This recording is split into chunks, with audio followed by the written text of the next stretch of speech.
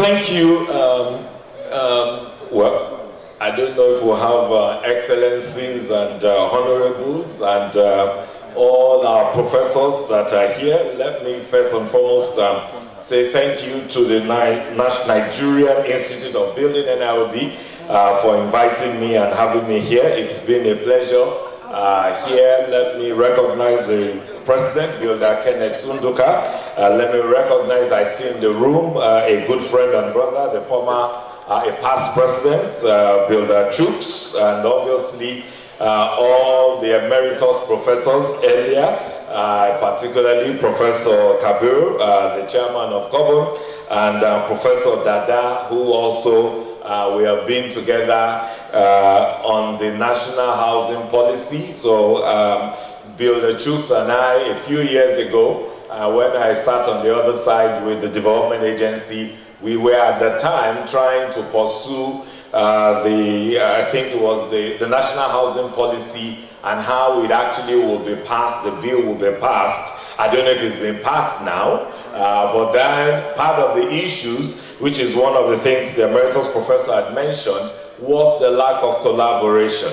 And with GEMS 2 at the time funded by DFID, it was a project that we did push until the project ended. We didn't succeed. And at the time as well, Professor Dada and I were also in the committee in Lagos State looking to see how to domesticate that policy at a sub-national level. Again, it ended as a report. I don't know that if that has also been instituted. But that tells of my relationship with the built environment, the build industry, and perhaps I've extended the construction industry. But one point I took from Professor Dada while he spoke is the fact that there'll be a lot of shops, talk shop, workshop, conferences, but action shop is missing. But I dare say that the story of Empower is actually a story of an action shop. And one of the things that drove the difference of Empower for me when I was privileged to come on the other side and be in government to drive a reform like this was actually to recognize all prior works, which I know that the presenter will speak a lot about, my good friends at MBTE and all of that. All these are works that I've been a part of since 2007. This whole journey and story, moving from the vocational qualification framework, even at the time, the committee that was set up by the then President Jonathan that had Aliko Dangote as chair, where I also chaired some subcommittees in that space. All of this work, I felt it was going to be immoral to now come into government and not recognize the statutory institutions that have been established to champion some of the same things that we have come to do. And it was very therefore clear to me not to fall in error of what is a common error when administrations come and then we all become lord of the manor and we all try to do things ourselves, and then the administration goes, everything you do go with you. But I'm glad to say that it was very clear and deliberate that with the Empower program, which we spoke to do two things. One was to address employability challenges of our graduates, and I'm glad that we have undergraduates in the room, because it is sessions like this and opportunities like this that actually give them the impetus and a bit of what will then make them employable. And so we knew that as a country we have employability challenges. And so the one part of Empower is actually to address that, which we have the graduate program. And then the other part was really to begin to address issues around skills competency. And in doing that again, we chose not to address it rather broadly, but to address them rather specifically by calling them skills for industry. And it therefore was no surprise that the construction industry, apart from the fact that I have been a friend of the house, and the construction and the building industry will therefore be one of the sectors or industries that we would earmark. But beyond that, our strategy documents also underpin the fact that if we really are going to accelerate our economic development, then you cannot but consider the construction, the built environment, and the building industry. And so for the Empower Skills program, we had skills for construction, skills for automobiles, skills for agri, and skills for hospitality. So those are the sectors that we are addressing with the Empower Skills program. And with each of the sectors, it is important that we address what we do there through the institutes and also the councils that have been set up by act of law to regulate what goes on there. And that's a privilege that we share in our work for the construction and building industry with Council of Registered Builders of Nigeria, which Professor Kabiru Bala is privileged to chair. And that's the journey of our partnership, and I'm glad that it will only get better as we move on from here. I think the points I just want to make, apologies, I will have to disappear because I've got 2 official assignments out of Abuja tomorrow morning and I need to go prepare in the office. I think the few things, really when we speak to skills, and let me not preempt our lead presenter and the moderator and the other discussants. The fact is that our skills system must be an output demand-based skills program, our skills system. I think that's really been one of the critical missing links. And with that, you therefore realize that if it must be demand-based, if it must be output-based, then it has to be anchored on what we call the occupational standards. And I'm glad that Carbon, NIOB, and a few other stakeholders have already come up with what is called the National Occupation Standards for the construction and built environment. The next thing really is that it then must be anchored on the competency framework. Whatever we do with those pillars, the point then is that we must really be able to assess. So the role of assessment really then becomes very critical. And perhaps that's really where I just want to drop my note tonight. Because when you then talk about assessment, we cannot do assessment without you, the professionals, without you, the regulators, without you, the practitioners. And that is what then leads us to really reviving our apprenticeship culture. And that's really what the whole Empower program is about.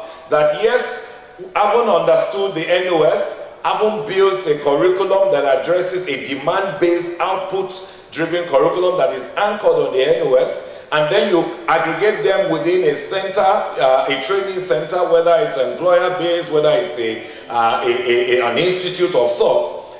Within that period, understanding that whatever it is you learn within that period really is still the shortest form of learning. The greater output of your learning is then what you learn in the applied world through your apprenticeship program. And that's why with the Empower program, you have 3 months in center learning and then your 9 months apprenticeship when you actually learn on the field. But you see, what underscores whatever is going to be the output of whether it's in center training or your apprenticeship is really assessment. And the beauty and the success of assessment cannot be complete without each and every one of us here in the room as practitioners. And so for me, that really is all that I want to leave with us. Let me apologize that I have not heard your paper, but I'm sure I would have resonated with a few things that will be in your paper, and I'm sure Bill Oko will definitely update me. Let me therefore close and drop the mic to say that the conversation, Professor Kabiru, about startup, it is actually a conversation I've taken up with the BPP. It is a conversation because not just with our young ones and all of us in the construction or in the built environment, but even in the technology environment. A lot of our ICT, great guys, the startups that we're promoting, especially with this administration, if you follow the Vice President, you see that he's really very passionate about the youth and even about technology. And that's the same question I get asked, and it's something we've taken up with BPP. But do you know what BPP's answer is to me, and which is to us? That there needs to be a deliberate advocacy around it. And because part of what is really not giving it a lot of life is the fact that there is really no scientific documentation of who these startups are. And I think that again speaks to some of the things that Carbon is trying to do with registrations and what have you. So because for them, that really is where the start point is. That you've got to be able to document these people in a type of registration for them to then be able to create some type of policy or plan around it. I think the other last point, which I've also been asked to take back, really is around the topic around housing. I do agree and align with every speaker here that I believe that when you begin to speak about affordability in housing, really you must speak about functionality. And I know that the likes of Professor Dada have ethos around things, around functionality space, around incremental housing, and these are really what we must bring back to be able to ensure that we can achieve our goal of housing for all. Thank you very much, and thank you for having me. Okay. Thank you very much. Let me quickly, before I hand over to the moderator, to the speaker. Thank you Thank you as you presented this paper. Thank you, your comments. Thank you. Thank you, sir. See you. We wish you safe journey, sir. Well, ladies and gentlemen, the afternoon papers are not normally pleasant papers because either people have eaten lunch and would like to sleep or they are hungry. Whichever way, we will not delay, we would like to go straight, and it's my pleasure to invite Builder Christopher Belongu to present the paper. You have 10 minutes. I'll speak on the expectations for quality housing delivery, the perspectives of National Skills Qualification Framework, that is from the eyes of NSQF. What we have here is that the growth of any building and construction industry is determined by the goodwill it possesses.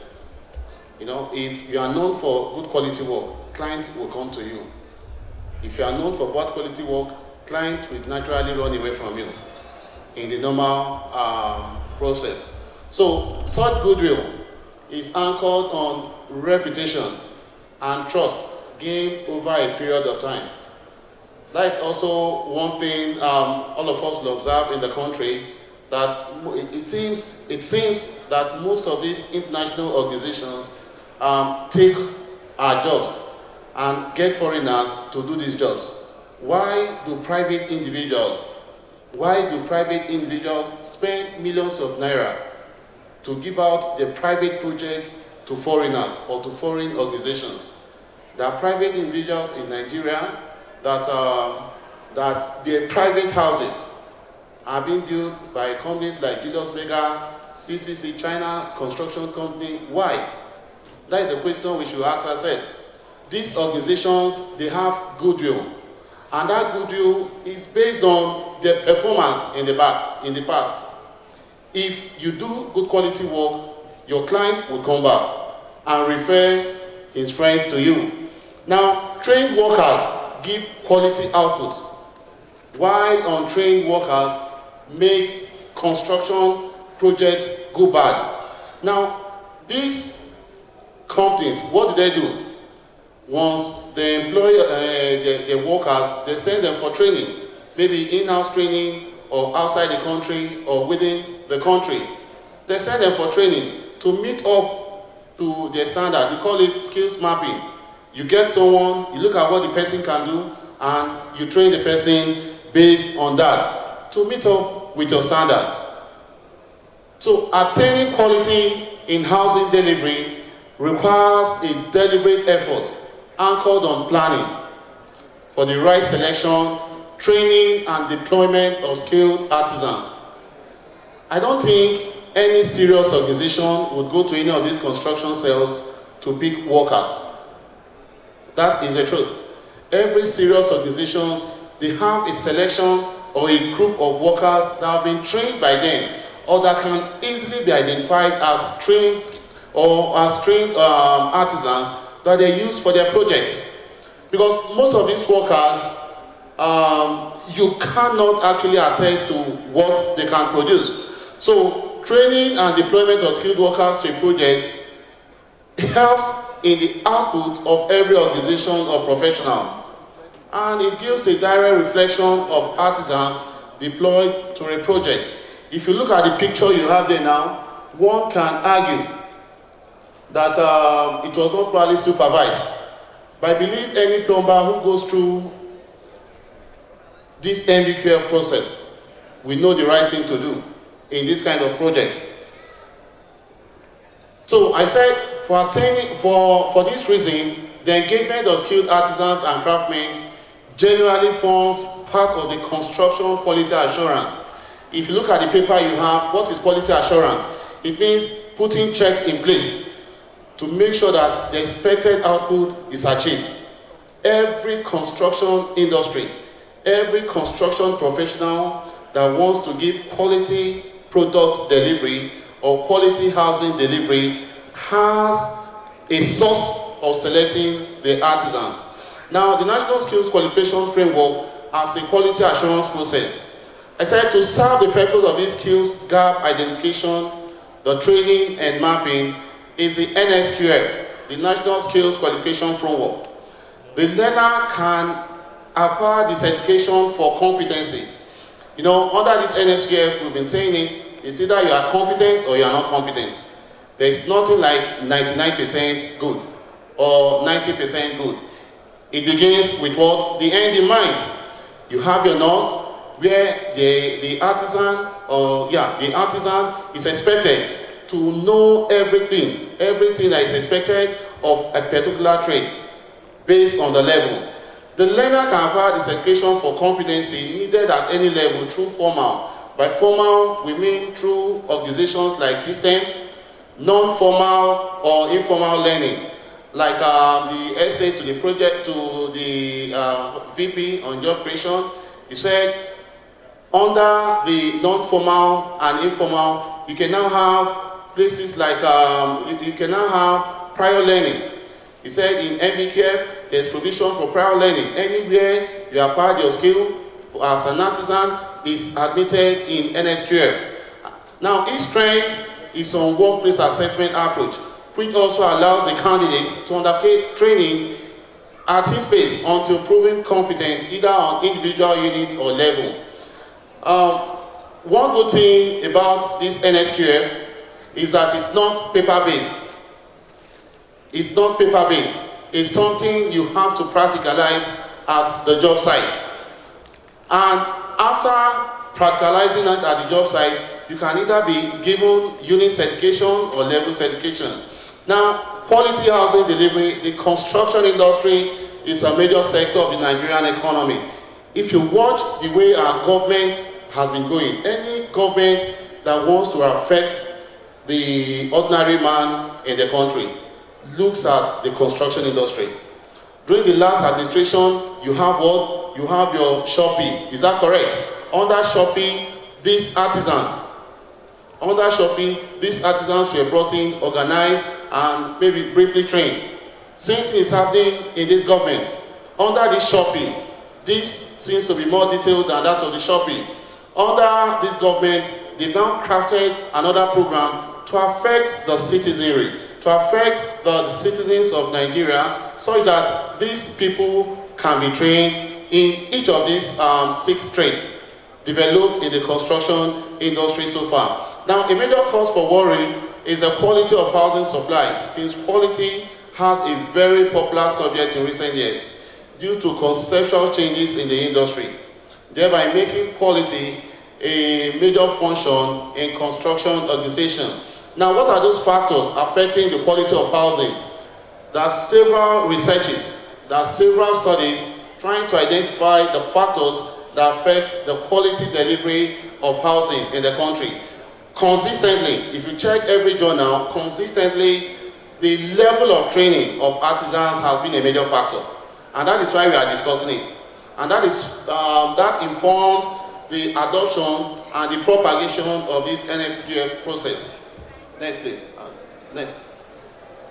Now, in 2013, the National Board for Technical Education developed a 6-level framework for NBQF. It was later rephrased to NSQF, National Skills Qualification Framework, and designed to improve the quality and relevance of skills development. Now, what is the concept of NSQF? NSQF concept is that it should be a system for skills development, classification, and recognition. Classification is very important. That is why you have level 1, level 2, and level 3.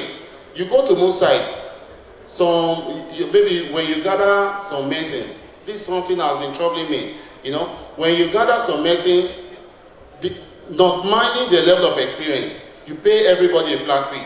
I think it is wrong. So with this NSQF, based on the level of experience, everybody has what he or she should get. Yes, everybody has what he or she should get. It should be graded.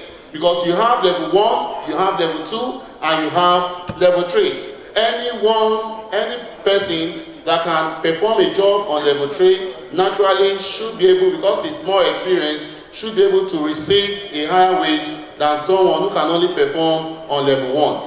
That is also the essence of this NSQF. So it begins with the end in mind, like I said earlier on, by providing a clear statement of what the learner must know or be able to do, whether the learning took place in a classroom, I've said that is a formal, or on the job, or less formally. Maybe something you've learned in the site, possibly you've not gone for any kind of training, and you've been working for some years now, you pick up experience from each of these sites. It allows for progression from one level to another, so the learner can move from level 1 to level 6.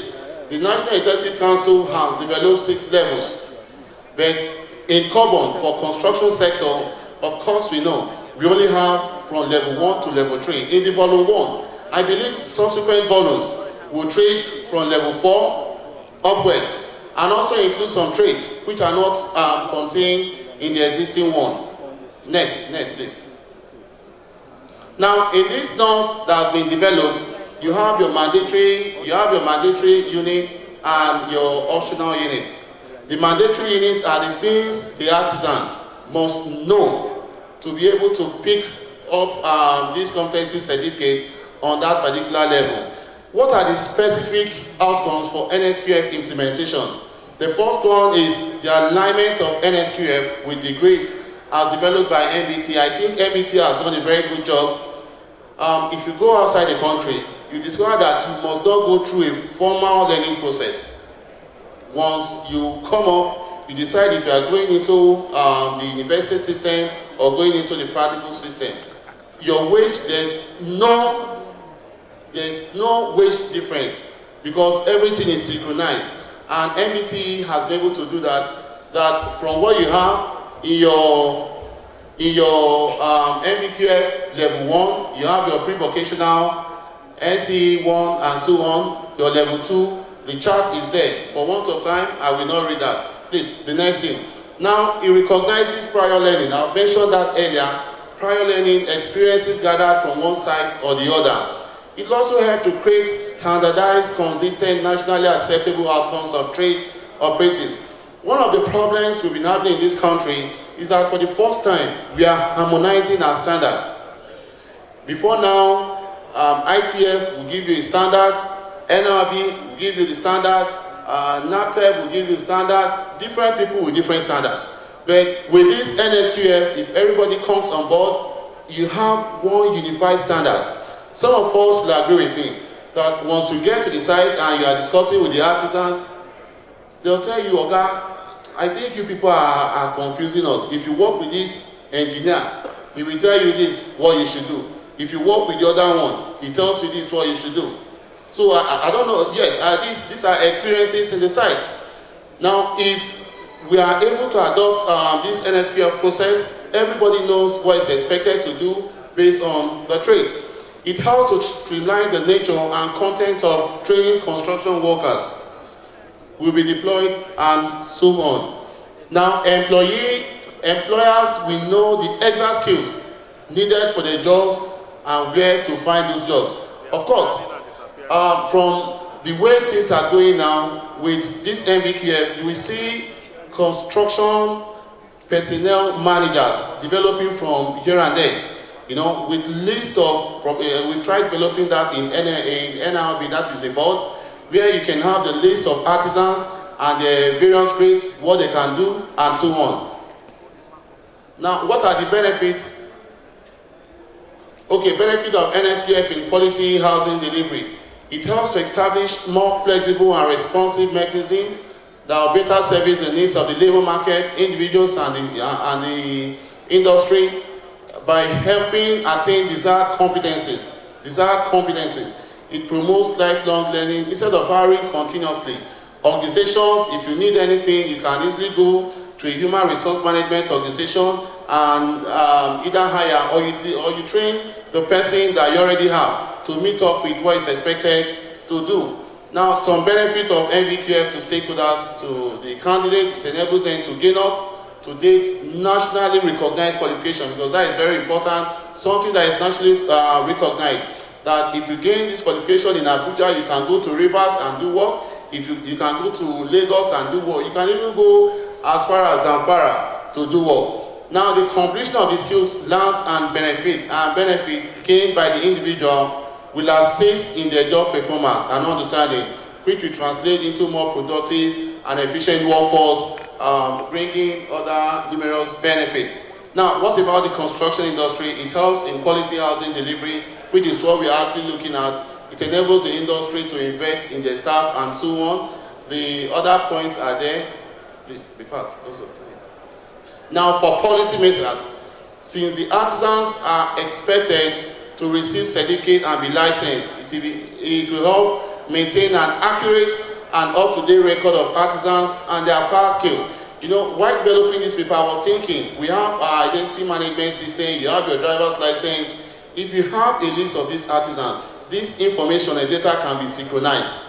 That at any point in time, you get an entire information about a person, what the person can do, what the person is involved in, the residence of the person, if the person moves or where he's employed, and so on. It will help in planning future government intervention programs for the construction industry.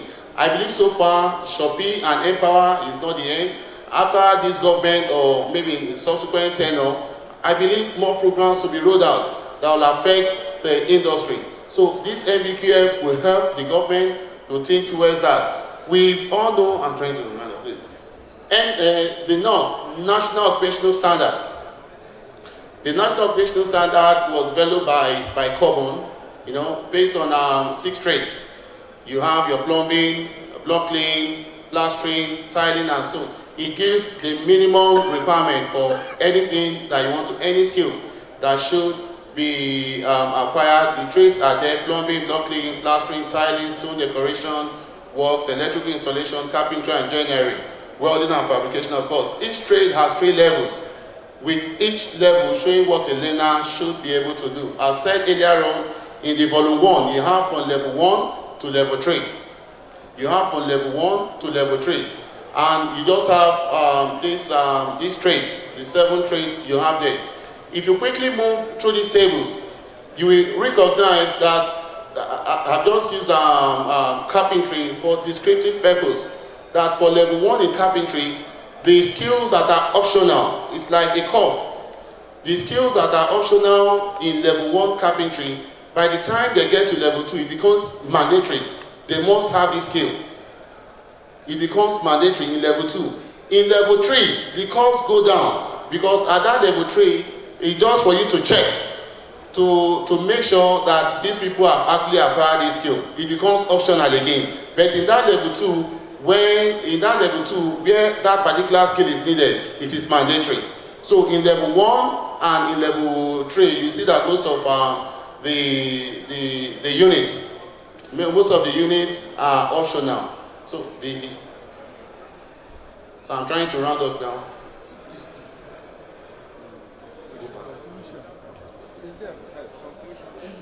Okay.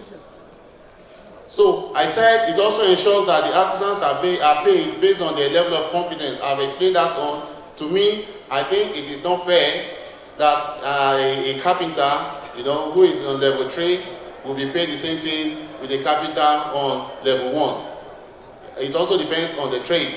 Like what you have in the construction industry, in the oil and gas industry, you have the graduation of how they are paid. In fact, even in our own consulting practice, the minutest of our industry, every aspect of our industry.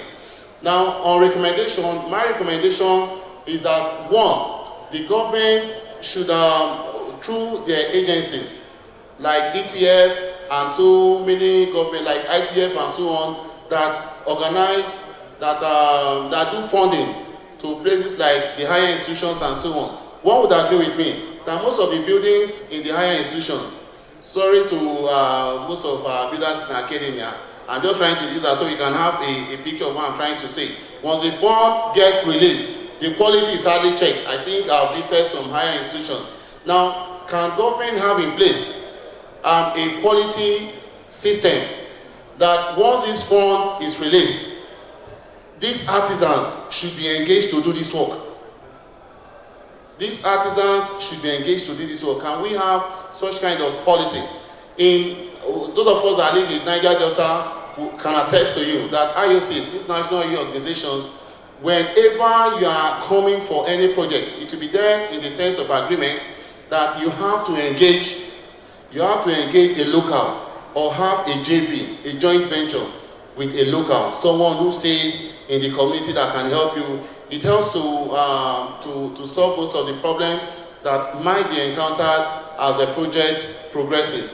Then the next thing is that organizations should be encouraged to key into this NSQS process such that after the training, they can move them to this organization for more training, that is to practicalize what they've learned under this NSQF and so on. Thank you so much. For want of time, I have to stop here. Thank you so much. Well, thank you very much, and thank you for your patience. I can see we are still very enthusiastic in waiting, but I'd like to now invite discussants to go on. I don't think I need to summarize. I think you listened to him, and it was a brief paper. May I invite the DG NDE or his representative to please speak to the paper. I'll give you 5 minutes, sir. Mr. Chairman, members of NIOB, it's a great pleasure being in your midst and having listened to various papers. It's highly commendable. The DG National Director of Employment, Dr. Nasir Mohammed Nadan Agungu, would have loved to be here, but for other engagement outside the directorate prevented him from being here physically, but he asked me to represent him. We have listened to the paper, and I think from the point of view of National Director of Employment, what we have been doing over the years in contributing to the skill bank. Essentially, National Director of Employment is actually set up to combat unemployment through various methods. And one of this method is in skilling the youth of Nigeria and upscaling their skill. So it is in two folds. And we've been doing this, especially in the technical trades. We have the vocational skill development department that handles this, and the special public works, which actually details into housing and some other related skills in that sector. We have done this over the years. We are trained in plumbing, in solar power, tiling and POP, interlocking, painting, block work and bricklaying and carpentry. And over the years, we have trained more than 4 million people since inception in 1989, up to date. Over the year, the challenges we have been facing especially in those people we have trained, has to do with the issue of certification. And I think we have had a series of consultations with NBT in how they can certify those people that we have trained. But with this NSQF that the paper talked about, I think it's a good outlet for us and for all our trainees. Yes, we do this because we know that there are various challenges that is actually militating against smooth implementations of this training. One of the challenges has to do with the issue of poverty. Today, we are facing the gap in terms of quality artisans. Most of those who are trained, who are even very good, because of poverty, some of them are gone into Okada business.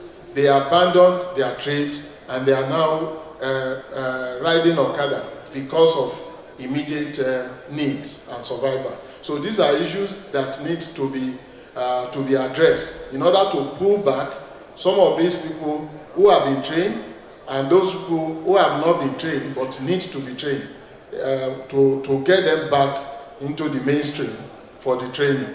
And when we discover that there is low quality in terms of these artisans, NDE over the years have been implementing their programs through master trainers. Those people who are artisans outside, who are master trainers, we attach our young youth trainees to them to train for us. But we have discovered that we don't have control over the quality of what is being dished out. And as a result of that, we have decided to establish skill centers all over the federations. Right now, we have over 74 skill centers. And out of these 74, we have what we call 6 model centers. 6 skill model centers in which it is hostel-based.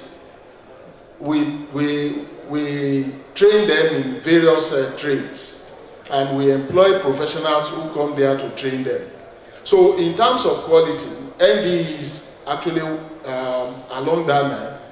Like I said, we have many challenges, low budgetary provisions to maintain and operate some of these centers.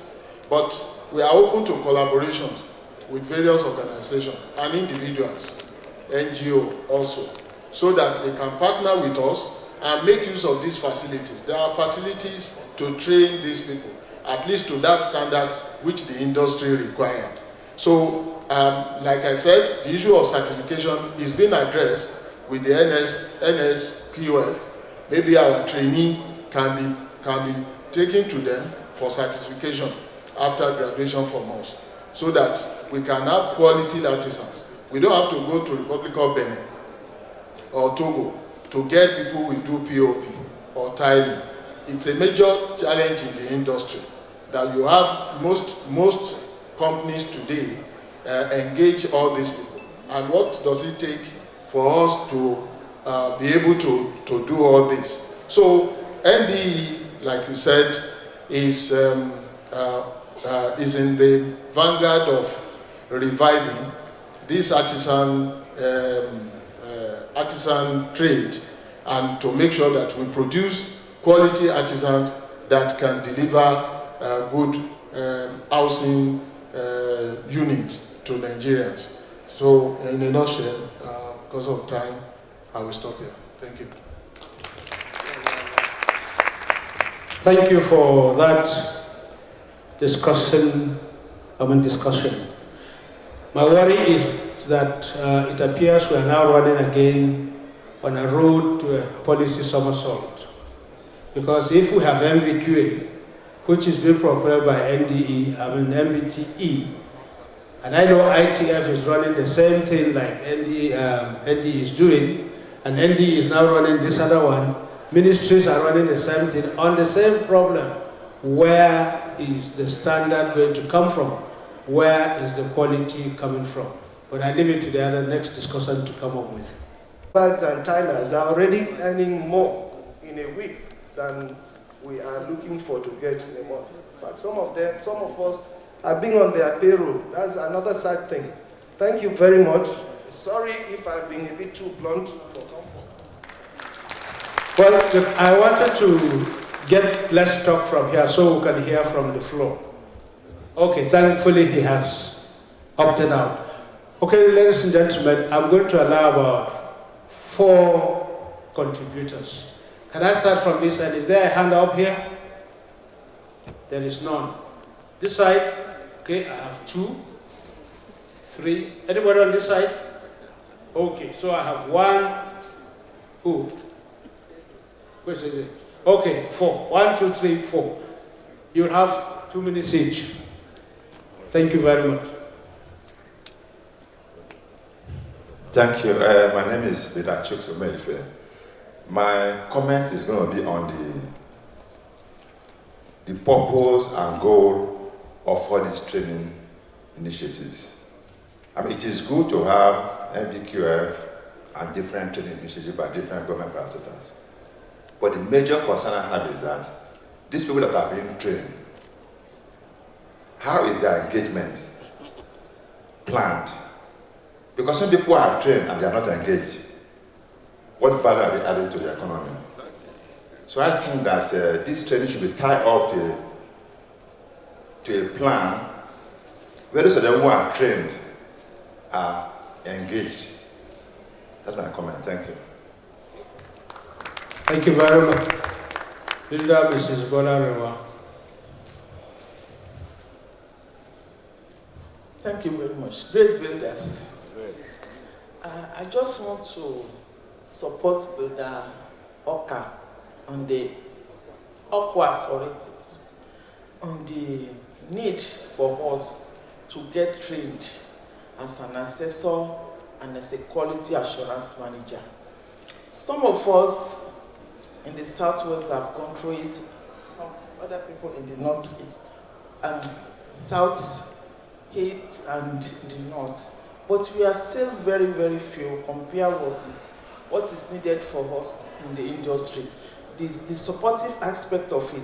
It's one thing to fight for a kind of something that is a regulation or policy to come to us as builders so that we enhance our practice in the field. But it's another thing for us to key into it and be able to forge ahead with it in terms of the numbers of the participants. Unfortunately, till now, it is still very, very few. You can hear that we need about 120 centers. Did I get you right, sir? And each and every one of us is supposed to have one center each. Those of us that passed through this program on the 2 stages that we have gone so far, I don't think we are up to 40. That is one. The fund and the wherewithal, the process to go through having a center is not an easy thing. But let's just start on it. A journey of 1,000 years, 100 years, even a journey of 10 years, you start with a step.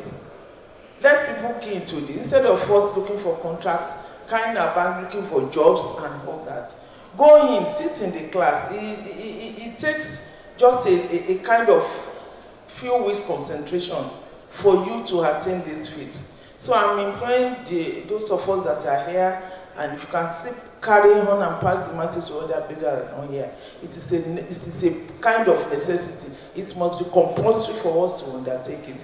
Then I need to, speak with our authority too, the Council of Registered Builders of Nigeria. I don't think the information really got passed down to all the members as needed to do. Please, we need to really reorientate the members on this program. It is very, very important. It is our present, it is our future, it is our future. If we want to continue to be builders, we want to have an impact in the development of this country, if we want to have an impact in the national economic development of this country. If what we've started to discuss since morning, this is very, very valuable to our profession. I'm sorry, please, if I've taken your time. I think it is very, very important for us to go through it. Thank you very much.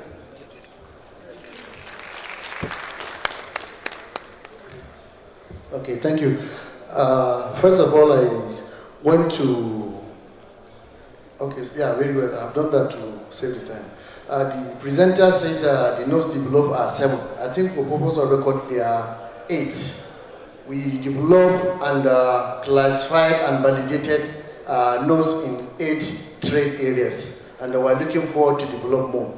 Now, the second issue, which was also raised by some of the moderators and including the chairman, which we are talking of policy somersault. I don't think there is any policy somersault as far as the national skills qualifications are concerned. You see, this is a framework that is based on standard and global practice. It has stakeholders who are to drive the process, and each stakeholder is given its own role and responsibility. And I want to assure you that by the code of practice, no stakeholder cross over his boundary. So I don't think there's an issue of policy somersault. The last, sir, is an issue of this wake-up call. Wake-up call. You see, we builders, or those of us in this profession, we always look down on what the profession is doing for us. Seriously, we are doing a lot. This issue of NSQ alone is enough to give us enough job. There are a lot of us that can come in as an assessor, as a verifier, as a trainer. This program is not NBT now, it is federal government, because it was approved 2014 by the Federal Executive Council. The framework which he has looked. It is level 1 to 6. What we are saying, degree level 4, HND level 4, diploma level 3. We are not saying they are doing the same, but it's a comparative analysis in such a way that based on what somebody with skill competence can do, its own contribution to the economy can be compared with somebody in degree. So therefore, if they are employed, their remuneration, their status should be seen as such. So it's not that we're equating it with that problem. Then finally, we have to look at the issue of these centers. 2014, we were given awarding body status. Council of Registered Builders of Nigeria is given Sector Skills Council. As far as the record of the Nigerian Institute of Building is concerned, we have only one registered builder who has set up training center that has met up the requirement of the framework. It's a serious challenge. Just recently, we have gotten a young man from Lagos who ought to come up with a center. And there is no way you can undergo this training until when your center is accredited for this national qualification framework. Let me tell you how we lost out. The current program of the federal government, which is the NPower, they sent us and asked us, how many centers do we have that are accredited registered? As at that time, it was only center system. As it is, they now say, okay, we have to use technical colleges. So assuming we have 100 or 120 people that are our members that have registered for these centers, this NPower program in which that is currently going on would have been given to all our members. And the implication is that the federal government has already ordered for tools and equipment as a support of the federal government that goes to these centers. So you can imagine what we lost out. So I'm calling us, the second phase is on the pipeline. So we are calling on our members to do the needful so that we can get the benefit of this program. Thank you very much. Sorry for the time.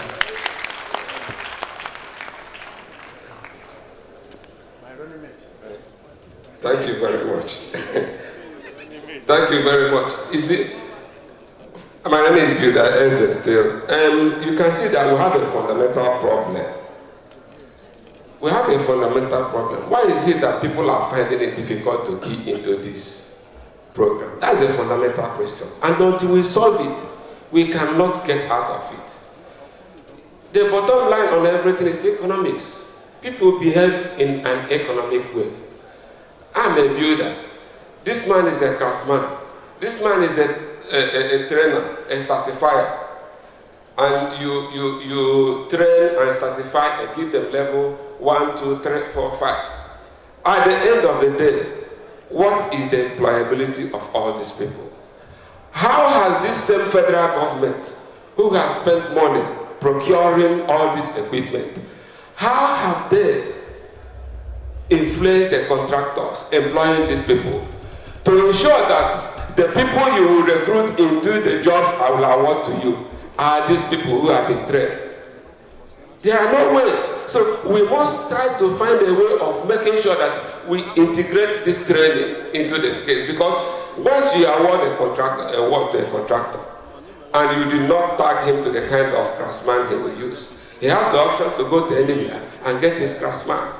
And there is no law saying before you do this job, you must use a level 1 certified trainer. You must use a level 2, use 3. So this is where the problem, as long as the contractor continues having the freedom of getting this job, and the builder is not the one that is getting this job, is the contractor. He is at liberty to do it the way. So until we integrate this training into the employability policy, and also the employment policy, you get back to the contractor that before you do this job, you must use a builder, you must use a certified craftsman. And then, until the contractor is head of the net, he cannot key into this. So we still now have to go back to the system and make sure we repossess this production from the contractor and then give it back to the builders. So that builders are the professionals who can now use. Then builders, because they are the professionals now, they must be forced to train, and they queue into the training. And you see, the whole thing will give the result. Otherwise, it may be difficult for us to achieve the result we want to achieve. Thank you very much.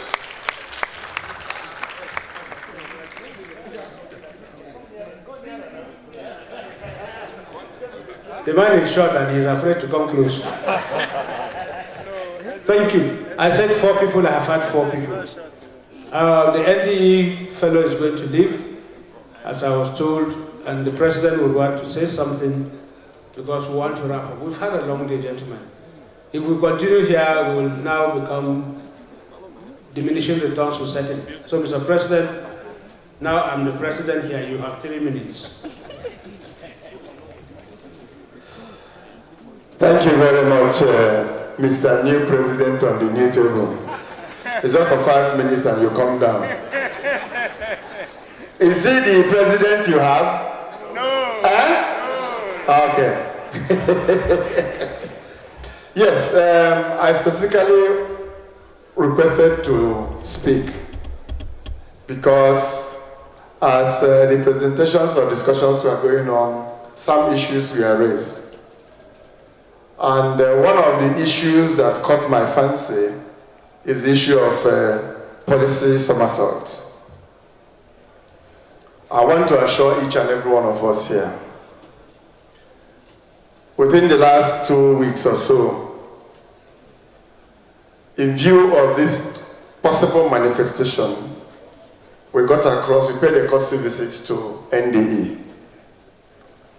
And part of the discussions we had with NDE is to see how best we can harmonize our approaches towards delivering on these mandates and the mandates on skills development. And during the meeting we held, it became obvious that there is need actually for us to harmonize approaches and to ensure that the NSQF framework and the NOS standards are respected. We also had to get to NBTE. On this issue of NBTE, I want to come to the issue of training. Many people were asking, when is this training of assessors? How is it going to come off? The cost is so much.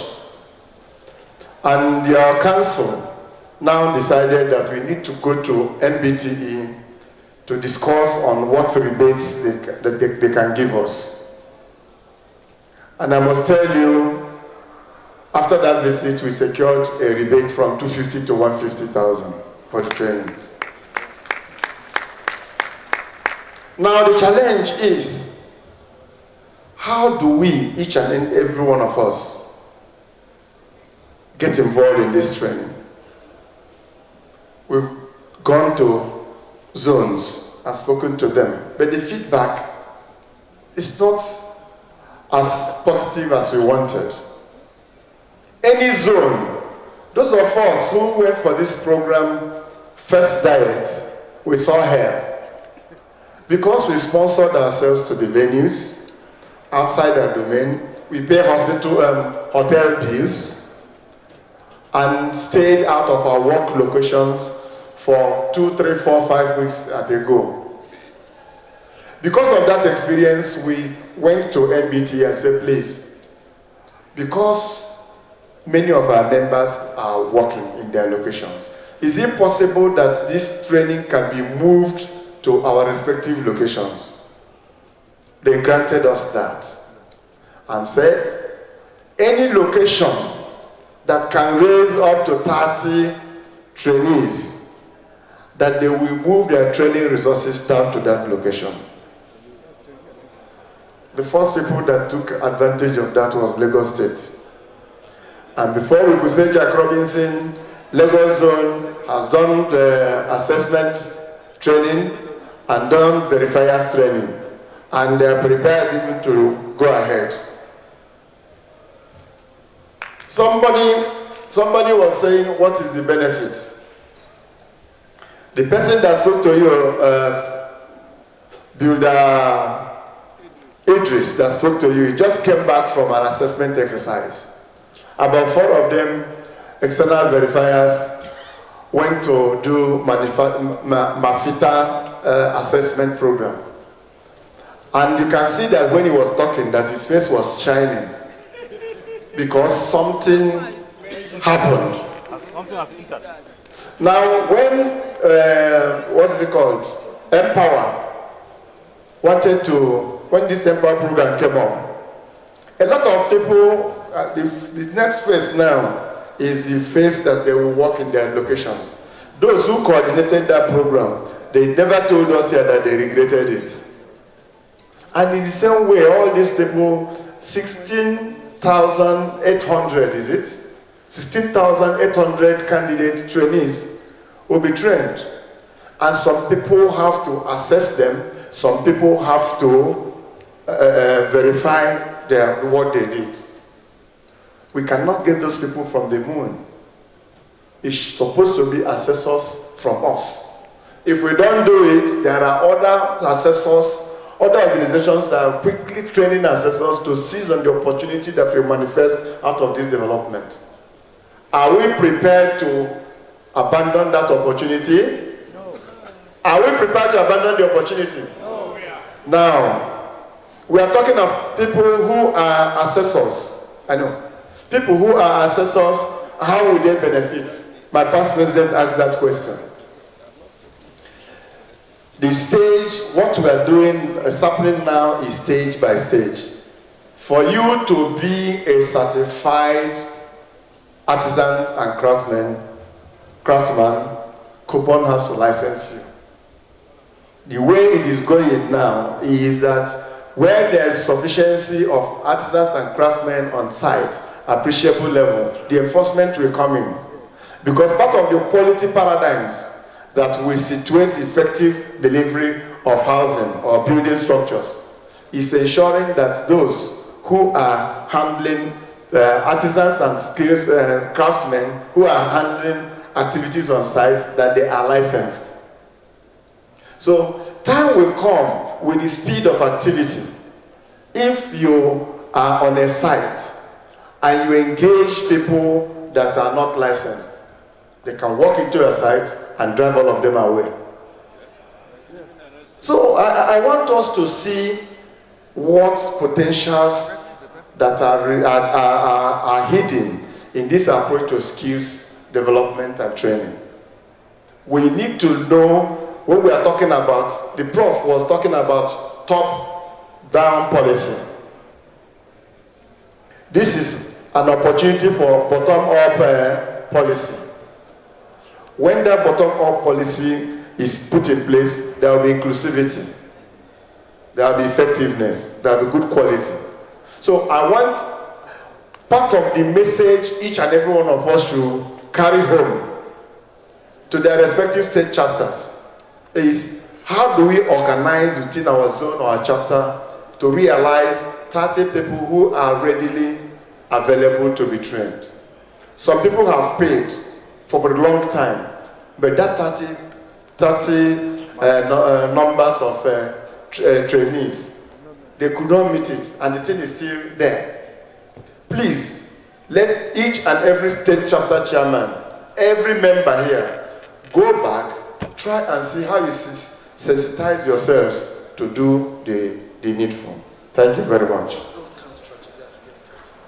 Yes, the project manager is telling me that a zone, the 6 zones, any zone can strategize. If you can raise 30 within that zone, they will come down there and train you. Thank you very much. Thank you very much. I'm sorry, sir, we have, let's round up. Sorry, sir, there are so many important things here. If we follow that, we will not close. I'm sorry. If there is anything you have so strongly, please forward it to the Institute.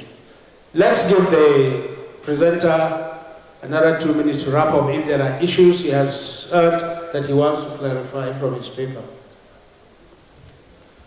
Just to re-emphasize what has been presented on the employability of these artisans that have been trained. Our colleague from NDA just informed us that over 4 million artisans have been trained by MBT construction trade. I was just discussing with the chairman of the section, and we're asking ourselves, where are these 4 million artisans? Where are these 4 million artisans? Why can't we find these artisans? It calls for need of proper documentation and of course certification. That is number one takeaway. Then secondly, I think government should also look inward. Most of the intervention projects, can they get these artisans? Can it be part of the contract conditions like I mentioned earlier? You know, it works in the Niger Delta. That is why I tell people, can we look at the oil and gas sector and bring it into construction? Most of these things work. They work. They are properly regulated. So can government include it as part of the contract condition that for any government project, these artisans will be used? If we have such policy or such law or such condition, and of course, this NDA, the 4 million artisans they said to have trained will be engaged, and more people will be interested to do that. Now, beyond the government looking inward, based on the intervention projects, maybe organizations like RIDAN, thank God the national president and associate fellow of this institute. Let's see how we can collaborate with RIDAN. There are so many estates here and there. You also have FOSI, Federation of Construction Industry. These are organizations that we need to collaborate with to make sure that once these artisans get trained, they'll be pushed to somewhere and be gainfully employed. Then, of course, IOCs, sorry, the last one, IOCs, international oil companies. If our government, I can tell you, can set up a law or make it mandatory that for all their SPVs, you know, all the social projects, these artisans should be used for all the CSR, you know, corporate social responsibility projects. All of them will adhere because they don't want to lose or they don't want to be seen as disobeying the laws of the land where they are operating. So, Mr. Chairman, I think those are just my small addition to what we've been discussing for some time now. Thank you so much. Thank you very much, presenter. Let me apologize to those of us that had contributions to make. It is normally that way. I'm sorry, but that's the way to go. In summary then, we are talking about skills. One of the first things that came up is how many people seated here, builders, whether you are graduate or corporate or fellow, how many of you here, of us here, have any skill, you can be proud to say, I am skilled in this area. Because you will have the artisans and craftsmen that you want to use, and you don't know what they are doing, they will drive you instead of you driving them. I think that's the first challenge. I have had to go for that skills assessment training. I spent the same 6 weeks. The president was there, a few of us were there. It's very necessary. Let's not have a situation of the blind leading the blind. If we're going to take our place, we need to do that. Thank God the NVQF or NSQF has developed the standards, because part of our theme had to do with standardization. Now there are standards for all the levels, and they are on an internationally based rating, so that a trained artisan in Nigeria can work in Ghana, can work in the US, anywhere if he shows his certification. And we have the advantage in this country. The MIOB and COBON have been given that mandate. The problem is, are we ready to key in? I think we have been overwhelmed or overtaken by this mentality of certificate equal to money. Your certificate is a piece of paper that is as good as toilet paper until it is converted into skills. And so I want us to take that as a very serious challenge. Yes, there are problems of policy. Professor Dada told us very clearly, we don't have to wait, we can advocate.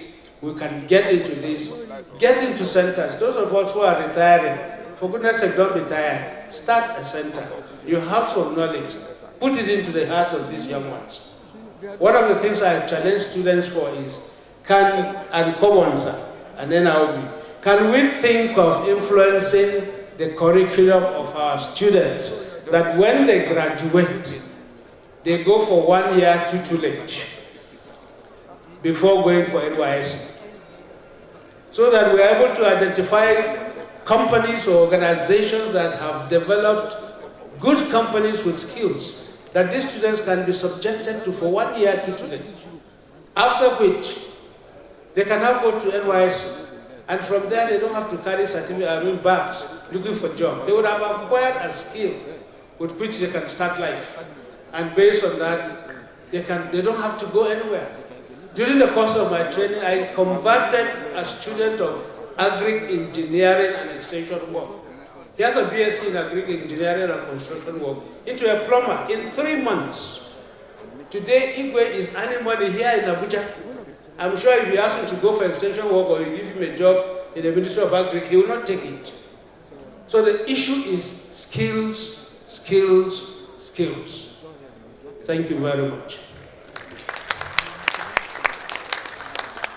Thank you very much, everybody. I want to say, like the moderator said, please do not be angry if we did not listen to you. Whatever you have as a comment, we will want to take it in writing.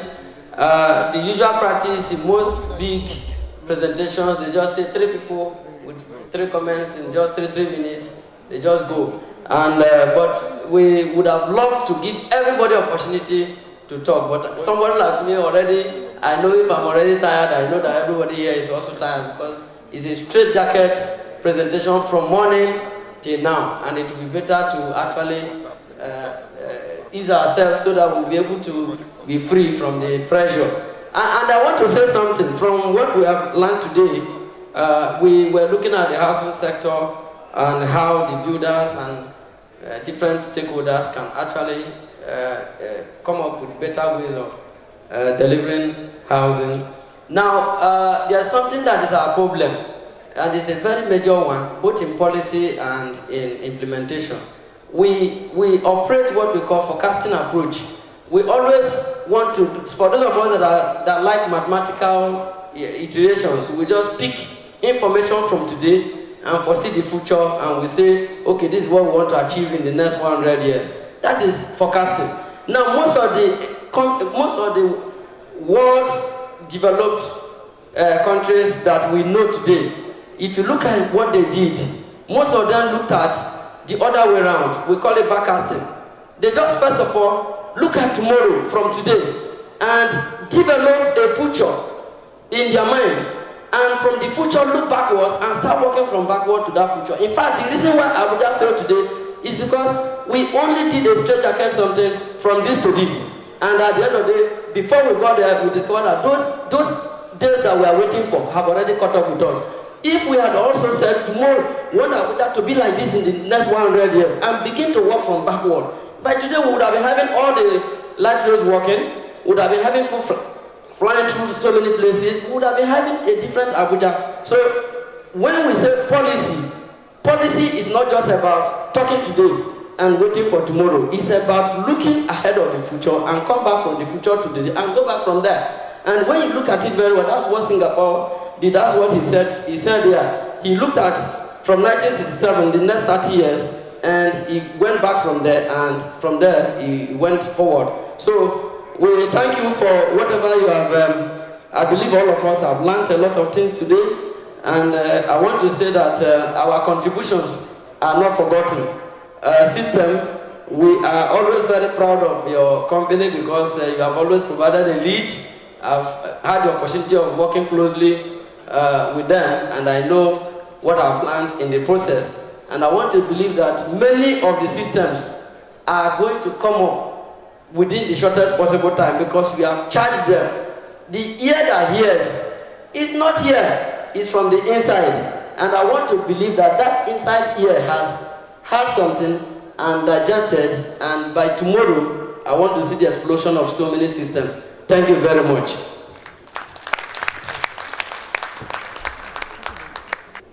Yes, you see, but whatever you make input, we can also develop it. We want to quickly, as we are working here, we're developing the company. That's why you see me going up and down. And I want to believe that whatever they have drafted, let us have an idea of what is there, so that we'll be able to use whatever input that you may be having there to quickly put into the communique. So I want to ask my secretary to quickly read in brief what we have drafted for your consumption. No, let us, we are part of the panel now. Because my senior colleagues, I stand on the existing protocol. This is the communique issued at the end of the 48 Builders Conference of General Meeting held from 31st July to 3rd August at NAB Conference Center and Suites, plot 496, Ahmadu Bello Way, Kado, Abuja, Nigeria. The 48th Builders Conference Annual General Meeting of the Nigerian Institute of Building, NIOB, took place at NAB Conference Center and Suites, Ahmadu Bello Way, Kado, Abuja, Nigeria. The opening ceremony was performed under the chairmanship of Dr. Idris Omede, the president of the Association of Bodies of Professionals Bodies of Nigeria, APBN.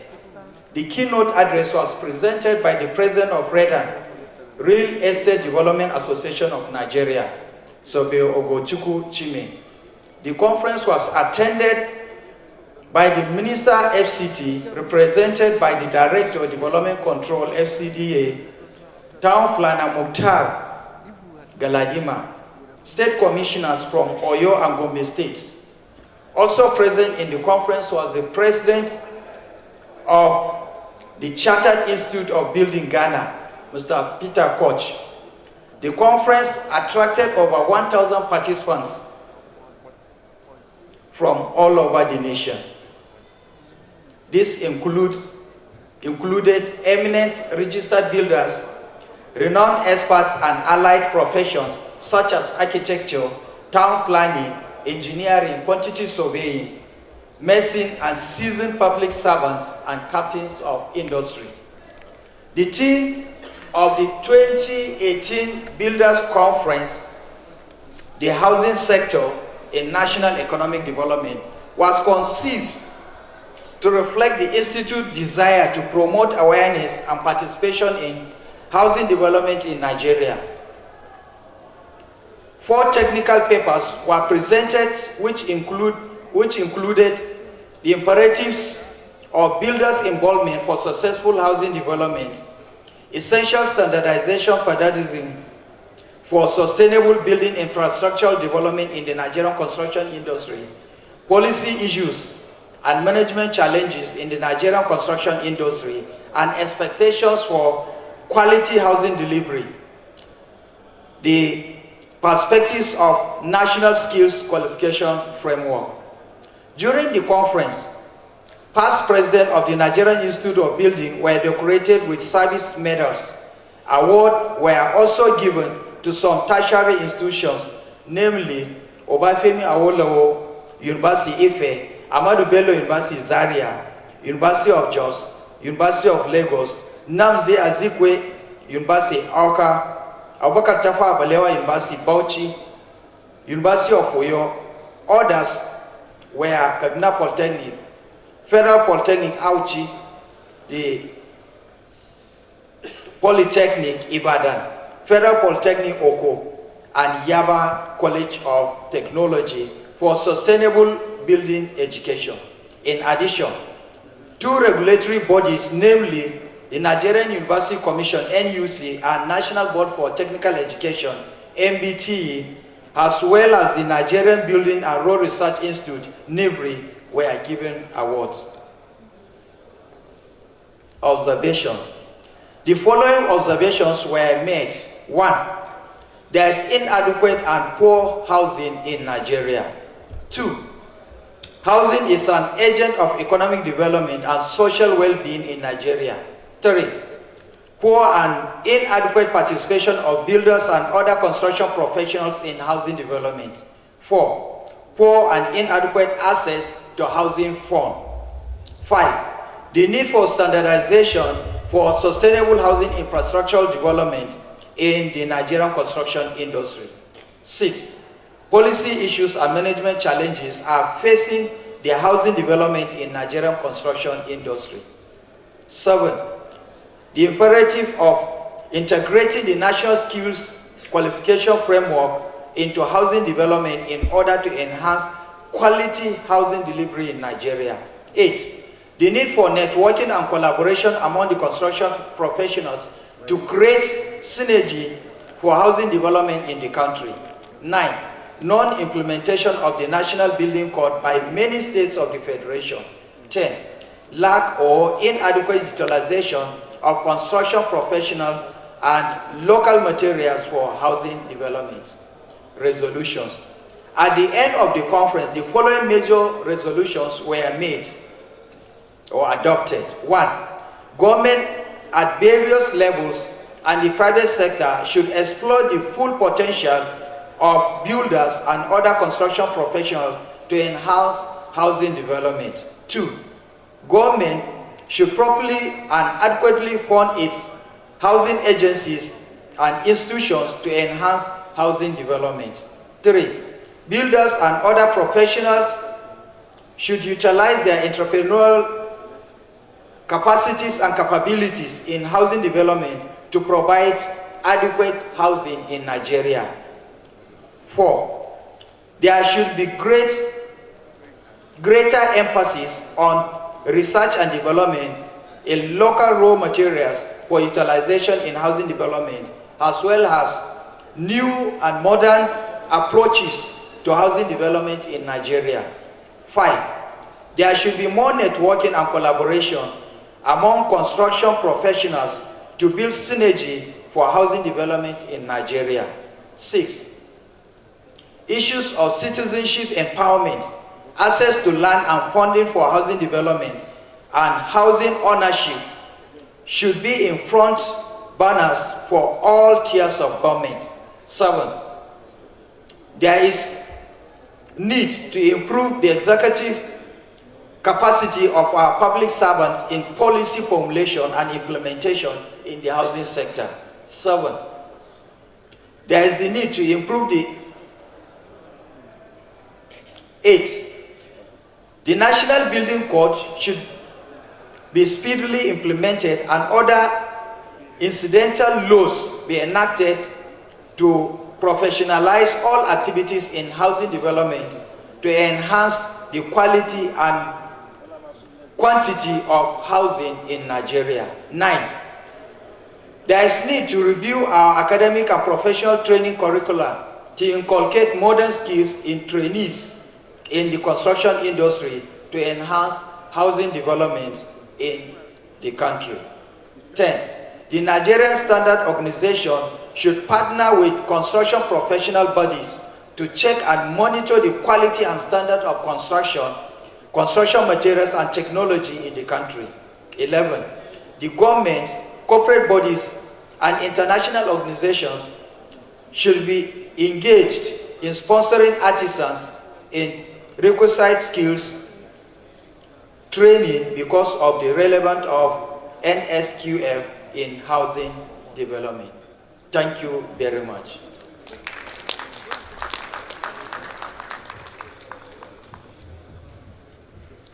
Thank you so very much, distinguished members, ladies and gentlemen. We will be rounding off now, but before then, I'd like to make these announcements. A bunch of car keys has been lost. Please, if you do find any, please bring to us, or you can leave it at the front desk of the NAV Center. And then yesterday, during the opening ceremony, a recorder was placed on the high table. It belongs to the Institute, and the recorder has been found, has been declared missing, has been missing since then. Please, if anybody finds it, it's just a small piece of an electronic device that was used to capture the audio of the procedure of the opening ceremony yesterday. Please do kindly get it to the NIOB Secretariat or any of the ESCO members.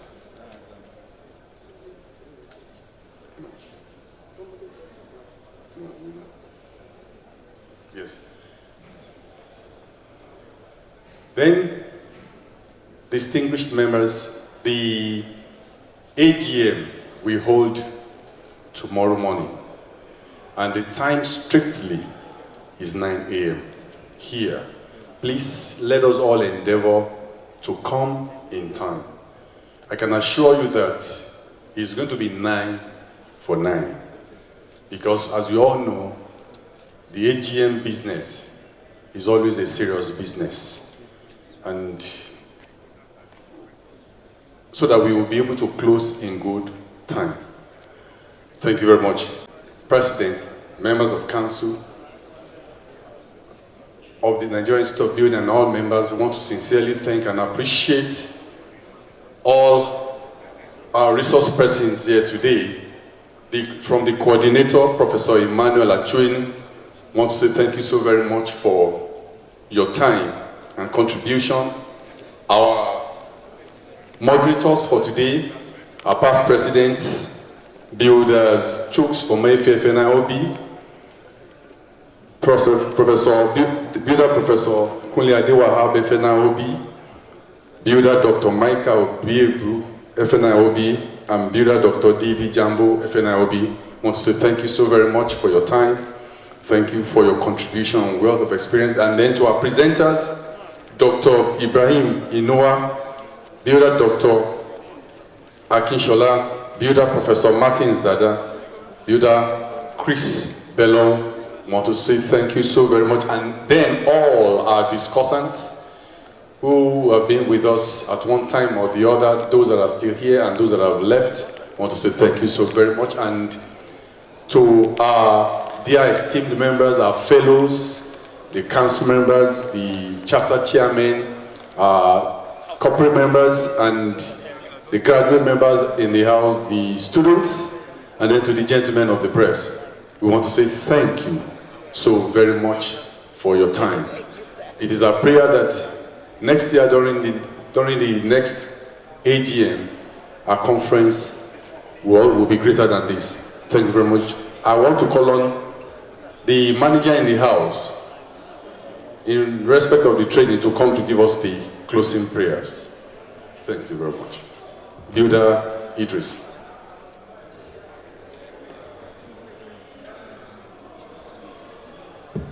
Let's pray. Sallu ala Nabil Kareem. Auzubillahi minash shaitanir rajim. Bismillahir rahmanir rahim. ولا حول ولا قوة إلا بالله العلي العظيم. ربنا آتنا في الدنيا حسنة وفي الآخرة حسنة وقنا عذاب النار. سبحان ربك رب العزة عما يصفون وسلام على المرسلين والحمد لله رب العالمين. May God convene us here tomorrow safely. Thank you. Amen. Amen. Thank you so very much. God bless you all. Have a wonderful night's rest. And please, let's be punctual here tomorrow morning, 9 for 9. And it is strict business. Thank you. God bless you.